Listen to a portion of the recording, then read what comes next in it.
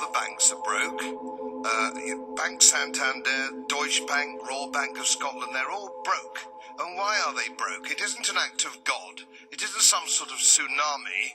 They're broke because we have a system called fractional reserve banking, which means that banks can lend money that they don't actually have. It's a criminal scandal. We're going to talk about money. Is there any? Do you have any? The answer is no. All right. Mr. Blue has Jeanette. Commissioner, Mr. President, I rise again, I'm afraid, to make the same old hoary speech that I've been making here for several years, and that is, it is my opinion that you do not really understand the concept of banking. All the banks are broke. They're broke because we have a system called fractional reserve banking, which means that banks can lend money that they don't actually have. It's a criminal scandal, and it's been going on for too long. To add to that problem, you have moral hazard, a very significant moral hazard from the political sphere. And most of the problem starts in politics and central banks, which are part of the same political system.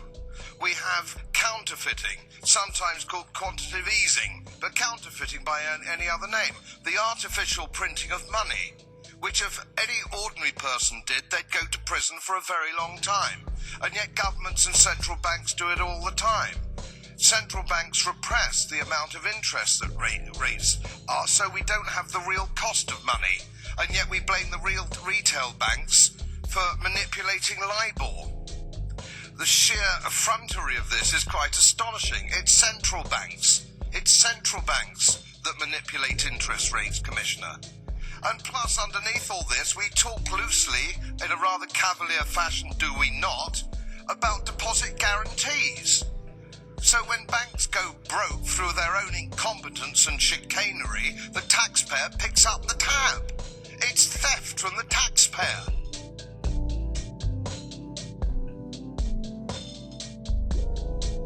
So FRNs, Federal Reserve Notes, are obligations of United States, which means promissory notes, and 12 USC 411 is a remedy for people to redeem those notes in real money upon demand. But since US is bankrupt, look into it, it no longer has any real money to give you when you demand redemption, and that means that they're in dishonor. Since you demand legal money and they only give you their worthless debt notes instead, and because they didn't pay their debts, that makes you a creditor of US, which means that you should have the power to set off any fines that US and its agencies allege you owe them, merely by your signature. But if you don't demand redemption, as most people don't because they're kept in the dark, then you're a debtor of US. Since you voluntarily use US's promissory notes, FRNs, instead of real money to buy things, that makes you a debtor of US. Because you use their money to pay for stuff, in other words, you voluntarily use FRNs, you don't have a right of ownership, only right of possession, while the US retains the title to whatever you own. But that changes when you demand redemption in lawful money. Then the US or any of its agencies, including the state of ... fill in a state like the state that you live on, have no authority to regulate your stuff since they don't have the title to it.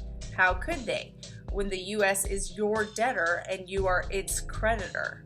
So most of their adhesion contracts don't apply to you, since it's just as if you were buying things with real money, i.e. you're basically back under common law where the de facto government has no authority since you no longer engage in commerce. In other words, that's like being back in 1932 when people still had real money and consequently a right to property. Back under common law, under the law of the Republic and out from under the public policy of the bankrupt United States. But in order to claim this creditor/freeman/sovereign status, you have to be domiciled on the land of the state of the union rather than a corporate U.S. person/state resident, U.S. citizen. So here's how you can use this info in practice. I'll go over the affidavit in a second. 1. Endorse all paychecks with the lawful money demand language.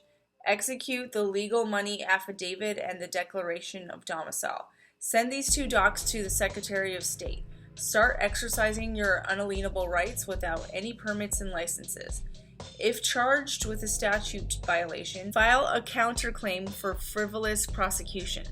Since you'll already notice them about your status as the state inhabitant and creditor of the U.S., i.e. corporate state, all caps, has neither personal nor subject matter jurisdiction since you're no longer in commerce but under common law. Okay, so let's go over the affidavit and notice of lawful money. I always make demand for lawful money when I cash my paychecks and other checks in banks, either by redeeming them in lawful money pursuant to 12 U.S.C. 411, look that up, or by direct demand for $1 coins. And when the bank says that they don't have enough $1 U.S. coins to negotiate my paycheck, I take the amount of the $1 U.S. coins that they offer me and accept any Federal Reserve notes for the rest, but only in lieu of lawful money $1 U.S. coins. So I'll be using the term FRNs, but that means Federal Reserve notes or paper money that you're familiar with.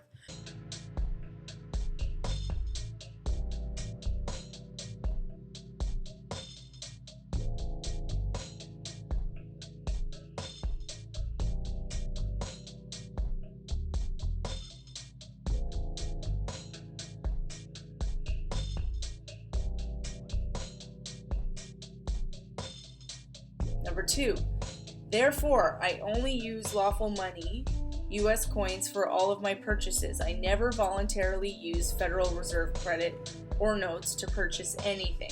Therefore, my use of Federal Reserve notes is only in lieu of lawful money due to the Federal Reserve Bank's failure to fully satisfy my demand for lawful money U.S. coins. Therefore, and they're silver coins, by the way. Therefore, my inalienable right or unalienable right to property is intact, and neither the Federal Reserve bankers nor their debtor, the United States, have any security, interest, or liens or claims against my property. Therefore, I do not operate in commerce and remain under common law of the Republic, subject only to laws of the United States of America. Therefore, I am not subject to statutes of the state of California, since those only apply to commerce. Therefore, number 7, I'm protected by the organic 1820 United States Constitution and the organic 1849 California Constitution. That's if you're in California. Your state would be different if you don't live in California, or on California, I should say. Therefore, neither I nor my private property are subject to statutory definitions of state of California and of the United States. Therefore, neither I nor my property is subject to the Uniform Commercial Code or its state-adopted variations. Number 10, therefore, I demand recognition of my inalienable right to property, since ownership of property is created by the application of labor where the state was not involved. Number 11, therefore, any gold and silver coins that I may possess are owned exclusively by me under common law without any liens or encumbrances against them by anyone. Number 12, therefore, any paper currency payments that I receive, I accept only in lieu of lawful money U.S. coins, and I redeem those in lawful money pursuant to Title 12 U.S.C. 411 by making a demand for lawful money. Therefore, I owe nothing to the state because I receive nothing from it beyond the protection of my life and property as per Hale versus Henkel. Here's a quote. Individual ... is entitled to carry on his private business in his own way. His power to contract is unlimited. He owes no such duty to the state since he receives nothing from it beyond the protection of his life and property. His rights are such as existed by the law of the land, long antecedent to the organization of the state, and can only be taken from him by due process of law and in accordance with the Constitution. Hale v. Henkel. 201 U.S. .43 at 47, 1905. And then you sign it, you get a notary public, blah, blah, blah. And that's pretty much it. Now that's a great rabbit hole to go into. I have more information on my website, conversationpiece.life, and you can go check it out and see what else you can uncover. All right? Happy unlearning.